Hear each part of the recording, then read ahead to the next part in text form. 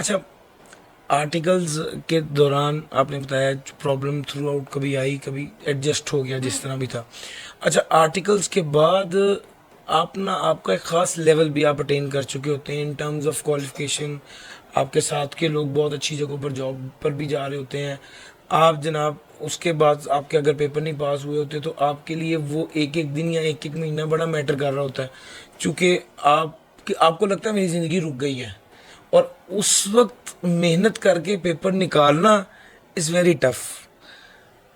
आपने इस सिचुएशन को कैसे डील किया? सच बात बताऊंगी, बिल्कुल सच बात बताऊंगी। शदीद कॉम्प्लेक्स होता था, बिल्कुल सच बात है।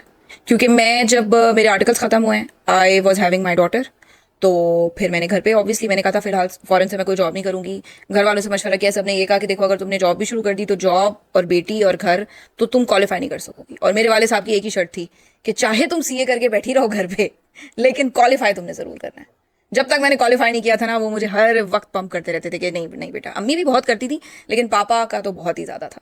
पापा ने पूरे एसईसीपी को मिठाई खिलाई थी मुझे। अभी भी एसईसीपी की कोई फीमेल चार्टर्ड अकाउंटेंट मिलती है ना, क्योंकि हम अक्सर फीमेल चार्टर्ड अकाउंटेंट से गैदरिंग करते रहते हैं, तो अभी वो मुझे पिछले हफ्ते मिली थी। कहने लगी कि जावेद साहब ने जो है ना वो पूरे एसईसीपी को मिठाई खिलाई थी कि मेरी बेटी ने। कहने लगी कि उससे कोई 2 साल पहले तुम्हारे भाई का क्वालिफाई हुआ था, उस पर इतनी मिठाई नहीं खिलाई थी जितना तुम्हारे क्वालिफाई होने पर उनको खुशी थी। तो शदीद कॉम्प्लेक्स होता था, क्योंकि मैंने 3 साल तक काम नहीं किया। अब मेरे साथ के लोग हैं वो आर्टिकलशिप से निकले हैं और सीधा किसी की 1.5 लाख की नौकरी, किसी की 1,20 की, किसी की 1,90 की। मेरा सगा छोटा भाई माशाल्लाह he was earning and he still is माशाल्लाह earning way more than me. So I use to just hate myself for doing it, कि यार मैंने क्यों शादी पे मैं मान गई और मेरे साथ क्या हो गया और इतना जुल्म हो गया। और ये उसके बाद फिर 3 साल ऐसा हुआ कि मेरे वालिद मेरी जो मेरे हस्बैंड की जो दादी हैं, शी वॉज वेरी सिक। और मेरी अपनी जो मदर इन लॉ हैं वो भी ऑब्वियसली उनकी भी उम्र हो चुकी थी, तो वो भी इतना उनका नहीं कर सकती थी।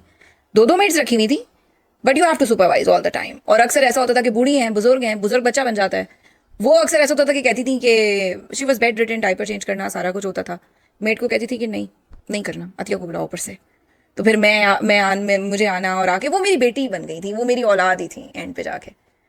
हालांकि वो मेरी सास की भी सास थी, लेकिन and obviously this relationship is very tricky. So I am not saying कि कोई बेड ऑफ रोजेज होता है ये, but you have to work hard on it, both the parties. वो भी करती थी, मैं भी करती थी। तो वो 3 साल मैंने ना सिर्फ मेरी बेटी पैदा हुई, बड़ी हुई, उसका सारा देखा, पेपर साथ साथ सारे पास कर लिए, और दादी जान का ख्याल।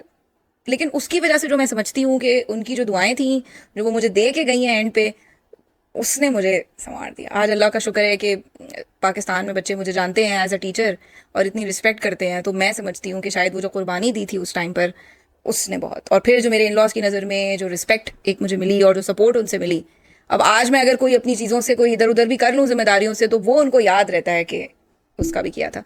तो मेरा ख्याल में कॉम्प्लेक्स तो वाकई होता है, लेकिन आप उसको चैनलाइज कैसे कर रहे हैं और आप उस टाइम को इस्तेमाल कैसे कर रहे हैं, वो बहुत इंपॉर्टेंट है।